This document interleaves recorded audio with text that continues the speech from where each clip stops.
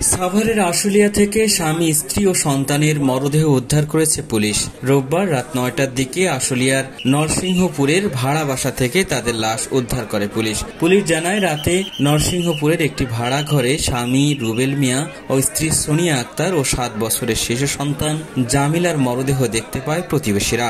পরে আশুলিয়া থানা পুলিশকে খবর দিলে পুলিশ তাদের লাশ উদ্ধার করে ময়না তদন্তের জন্য রাজধানীর শহীদ সোহরাওয়ার্দী হাসপাতালের মর্গে প্রেরণ করে।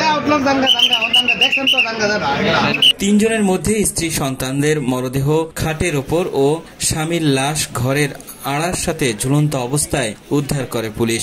পুলিশের ধারণা, স্ত্রী সন্তানকে হত্যার পরে স্বামী আত্মহত্যা করেছে। তবে কি কারণে এমন ঘটনা ঘটেছে এই বিষয়টি এখনো পর্যন্ত কেউই জানতে পারেনি। এ ঘটনায় এলাকায় চরম আতঙ্ক বিরাজ করছে। এ বিষয়ে আশুলিয়া থানা পুলিশের এসআই মুজিবুর রহমান বলেন, কি কারণে এ ঘটনা ঘটেছে সে বিষয়ে তদন্ত করছে পুলিশ। নিহতদের বাড়ি বগুড়া জেলার ধুনট থানার নলডাঙ্গা গ্রামে বলে জানিয়েছে পুলিশ।